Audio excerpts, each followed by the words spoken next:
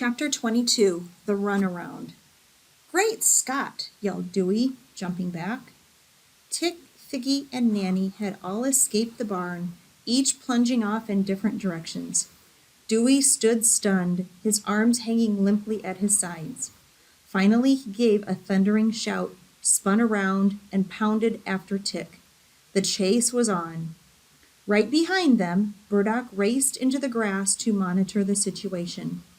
In no time, Tick reached the end of the driveway, zipped across the road, and scrambled through the wire fence encircling the abandoned pasture. Soon Dewey arrived at the fence too, but as he tried to clamber over the old wire, the fence simply sagged toward him. There was no other way but for Dewey to yank up on the bottom edge, flatten down onto his stomach, and slither under.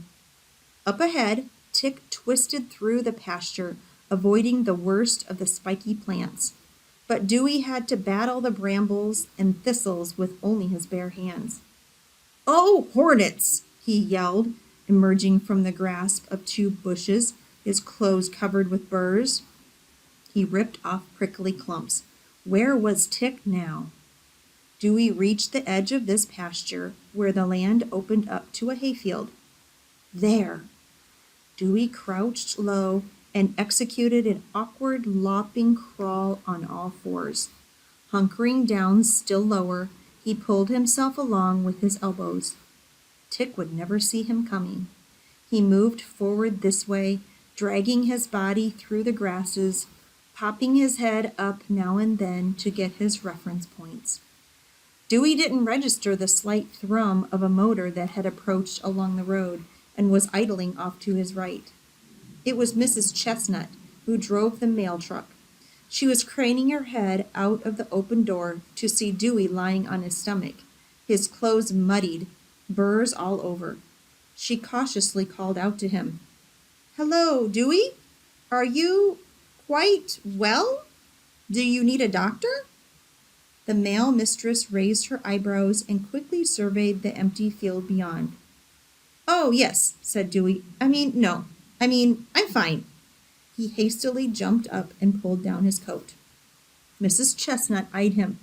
"Are you absolutely sure?" "Yes," said Dewey impatiently. "Fine."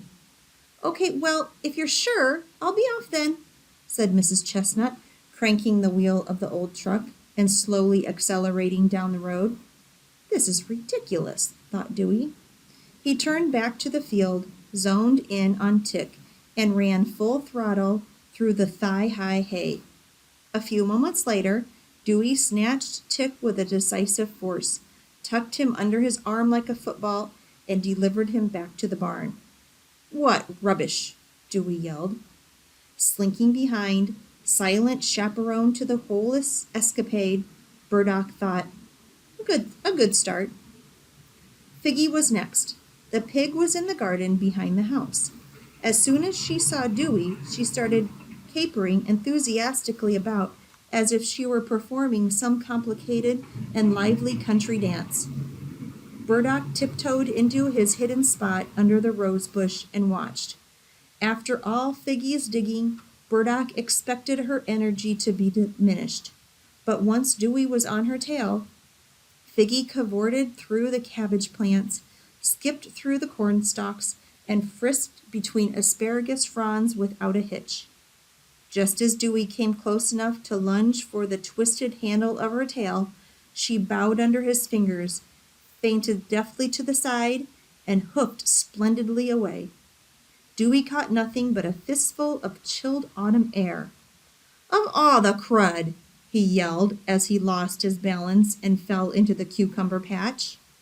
And Figgy, after a backwards glance, went snorting and squealing away around the corner of the house.